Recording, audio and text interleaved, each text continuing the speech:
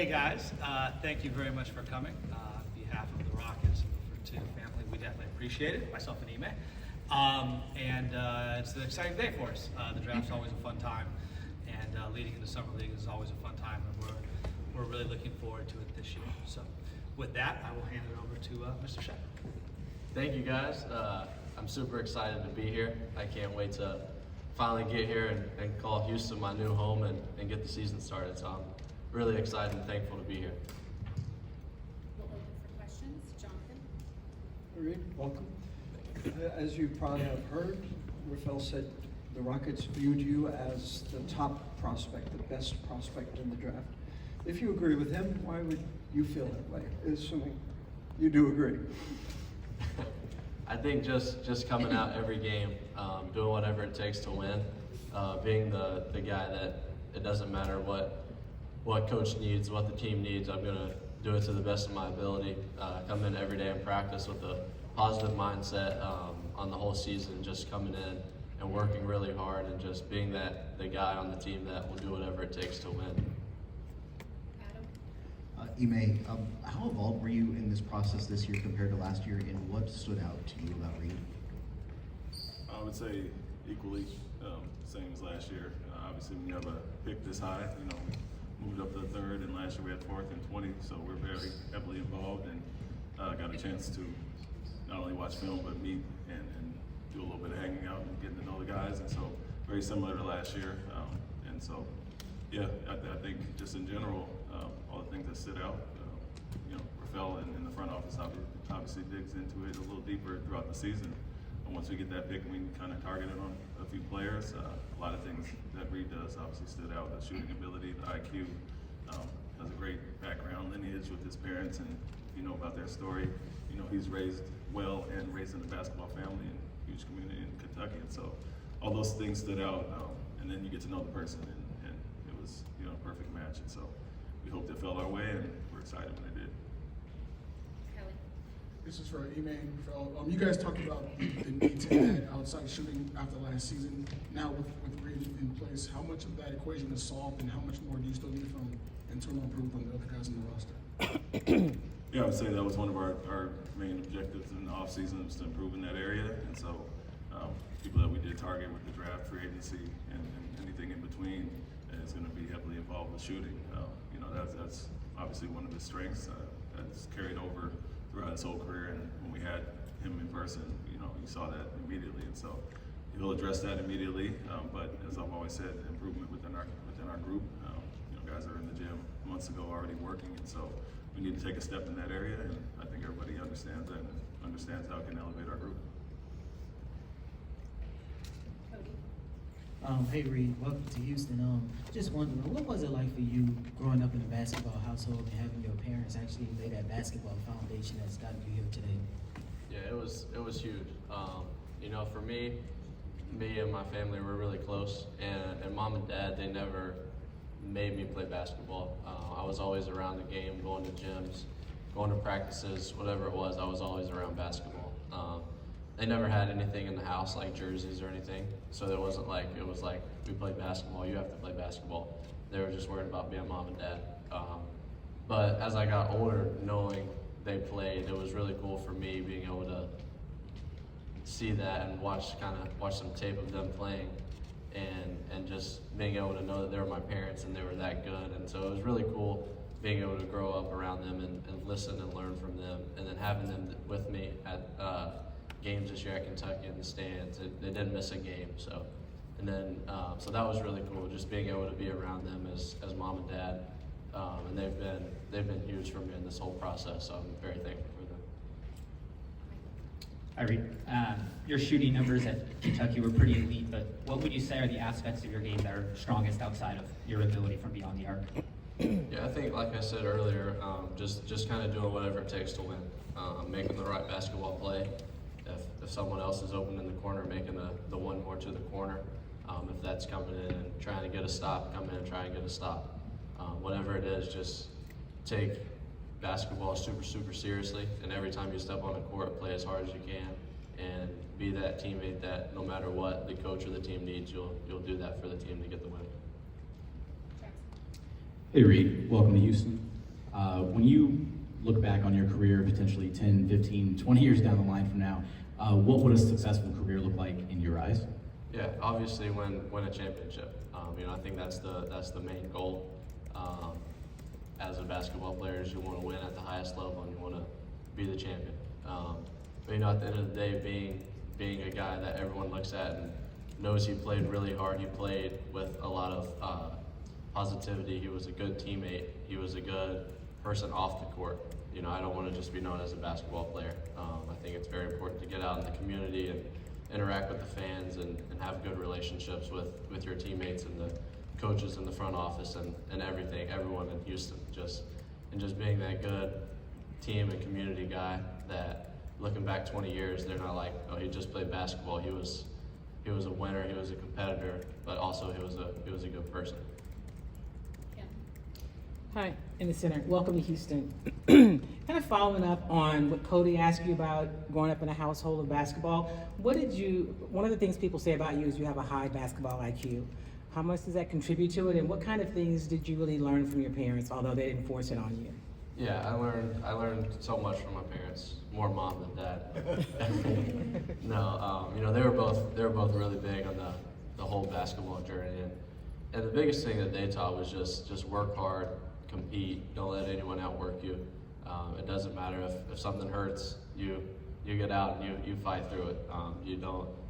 You can't be soft. That was one of mom and dad's biggest words growing up, is you can't be soft. So just having the mindset of every time you go on the court, you're going to play as hard as you can. And with the IQ stuff, I think that's just kind of, a lot of that is from mom. So I thank her for that. But I'm very thankful for the both of them, and throughout the whole journey, they've had my back through it all. So I can't thank them enough. Right here. Welcome, Houston. The Rockets had a huge turnaround last year, and I don't know how much of it you got a chance to watch, but the last 3 draft classes has contributed a lot to that turnaround. Where do you see yourself fitting in and competing with a lot of that talent that they have here already? Yeah, first off, I'm super excited to be in the position that I'm in and coming into a young team that did have a really good season last year, and they have a lot of really good young guys. And I'm just coming in and I'm excited. I'm not expecting anything, so I want to come in and help the team in whatever way I can. I don't want to come in and make things harder for anyone. I want to come in and play my role and do whatever it takes to help the team, whether that's shooting, whether that's getting in the paint, kicking it out, just getting some movement. Whatever it is, just being that guy that'll do whatever it takes to win and whatever the team needs. So I'm really excited. I think it'll be a really fun group to play with, so I can't wait to get started. Being from Kentucky and playing at Kentucky, I don't know if you call it a spotlight or a microscope, whatever it is you've been under, how has that prepared you as for being a rookie and making this transition? Yeah, I think it's huge. Like you said, being from Kentucky, it was always a dream of mine to play at the University of Kentucky. And being able to do that for Coach Cal, who I think is one of the best coaches in the world, and being able to do that with such great teammates. And at Kentucky, you get better every day. You get to go against the best players in the world in practice. You have target on your back every game. So I definitely think it has helped me for being a rookie. But at the end of the day, you just gotta go and you gotta go play. You gotta play hard. You don't change anything just because you're a rookie now. You go out and you play the right way. You do whatever it takes to win. Hello, Reed. Welcome to Houston. Of course, you were one of the best shooters in the nation last season. But another thing that kind of stood out was your ability to play off ball, and also because of the basket and get easy points that way. Now you're playing with a guy like Alperen Sengun, who's one of the best post passers in the league. How do you think your game is going to mesh with his once you get on the court? Yeah, I think it can be really special. And it'll take time. It probably won't click right away. It'd be really good if it did, but you gotta figure out how to play with each other and then just get the feel for everything. It's new, but I'm really excited to play with him and with everyone else on the team. Everyone is really good, and I'm super excited to get here and learn and just be a part of the Houston Rockets. Hey Reed, welcome to Houston. Obviously, we talked a lot about your shooting ability, but what about on the defensive end of the floor? How much pride do you enjoy competing on that end? And for you, Ime, what stands out when you watch him on the defensive side of the floor? Yeah, I think on the defensive side, you know, a lot of it is just fighting. You know, it's really hard to just really stay in front of someone the whole possession. So no matter what happens, always fight. If they get by you, don't give up on the play. You can trail and try to get a back tip or a block or something, or somehow interfere what he is trying to do. Don't just give up. Always stay in the play. Never give up. And then really just knowing what the team needs defensively. If you're supposed to be in the gap, be in the gap. If you're not, then you're not. So being a good team defender, I think, is really important. And for me, I think to piggyback on what Reed said, you know, he has the effort, toughness, competitiveness, and it kind of starts with that on the defensive end to have that mentality and mindset.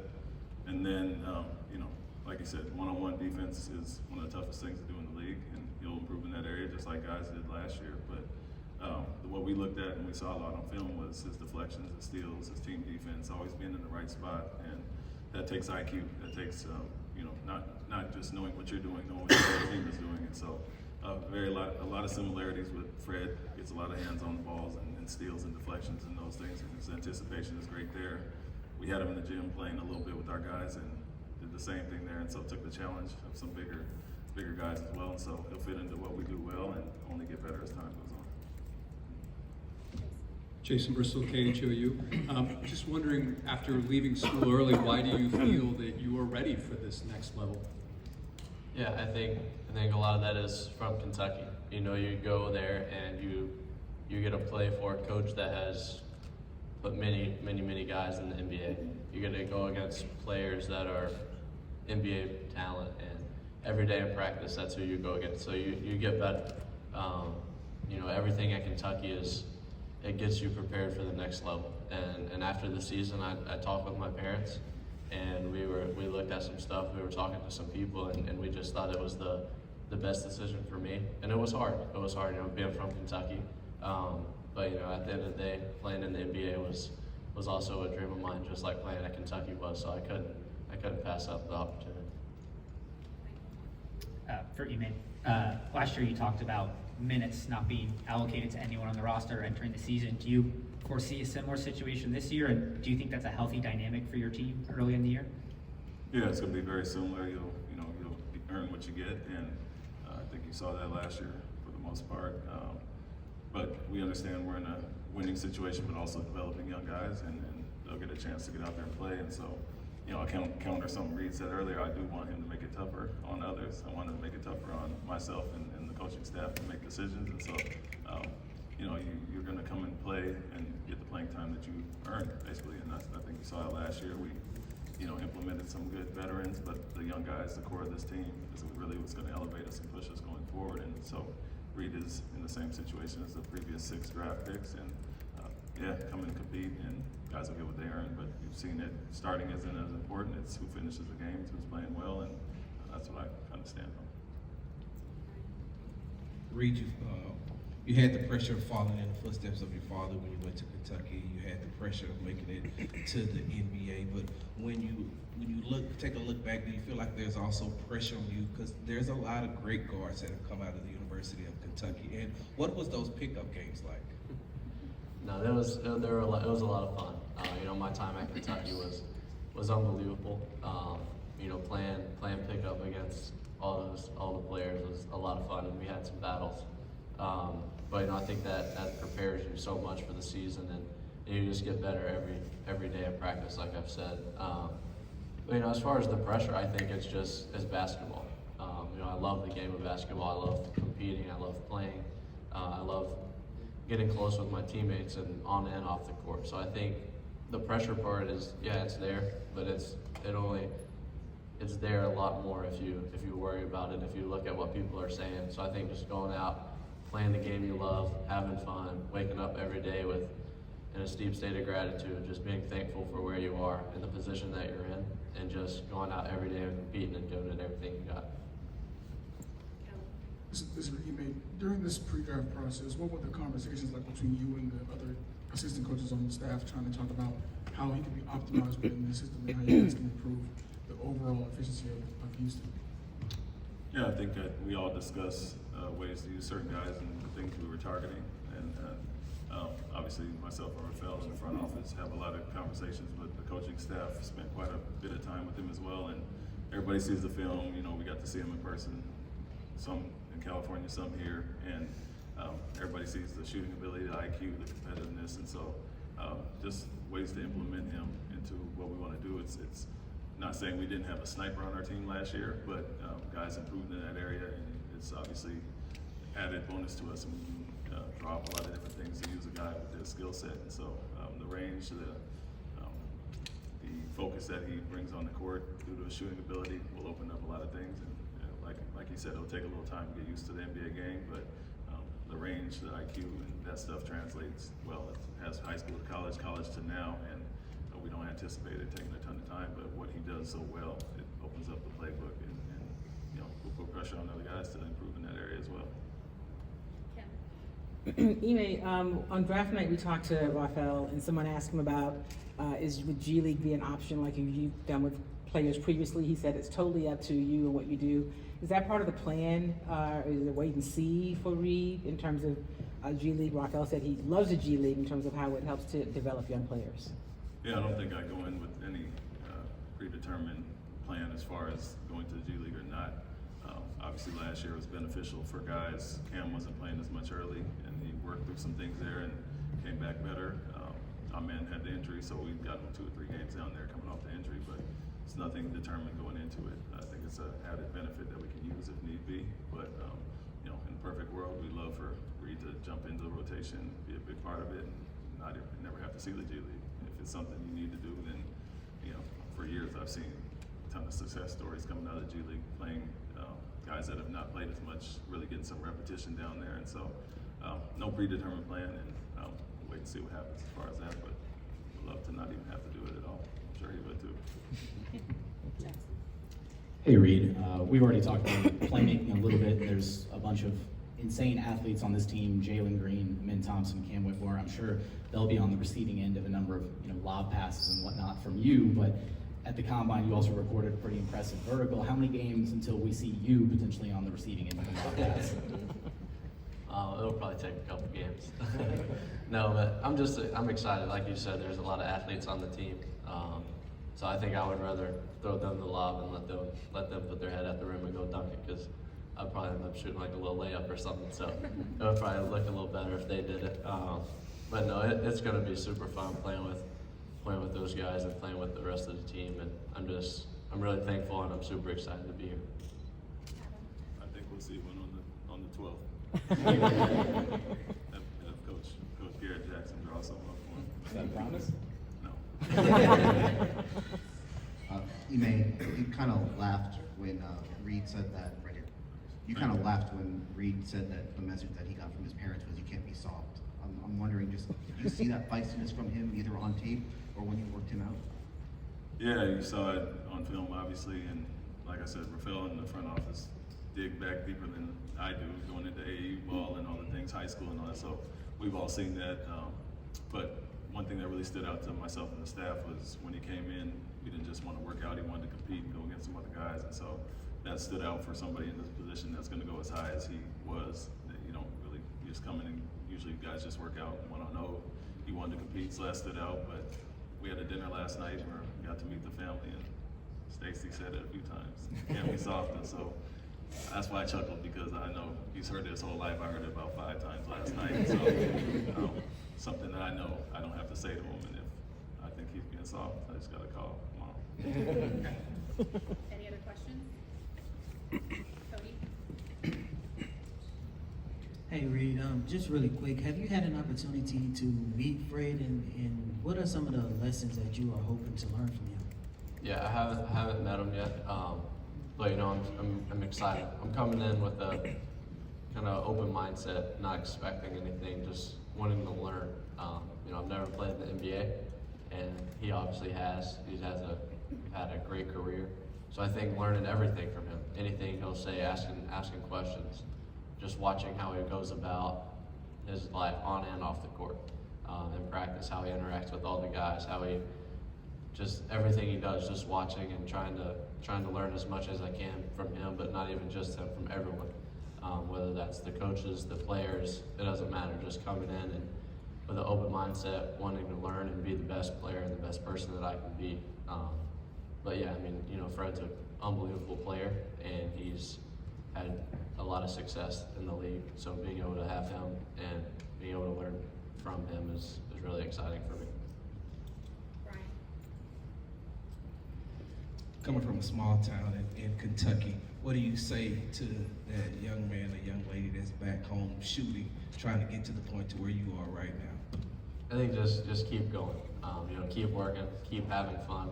For me, that's a big word. Just have fun. Coach Cal, he told me that going into my senior year of high school. He said just have fun. So for me, just going out, it's basketball.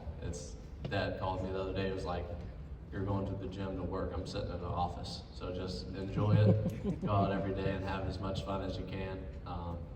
Enjoy playing with your friends. Enjoy the work. Just keep going to the gym and keep getting better. And you never know what will happen. It may not happen fast. It may take some time, but just keep going and keep working and just have the ball with it. Thank you, gentlemen. Thank you. Photo opportunity.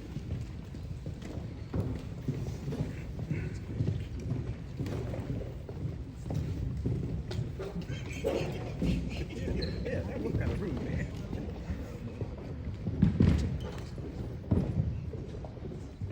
Am I your shot?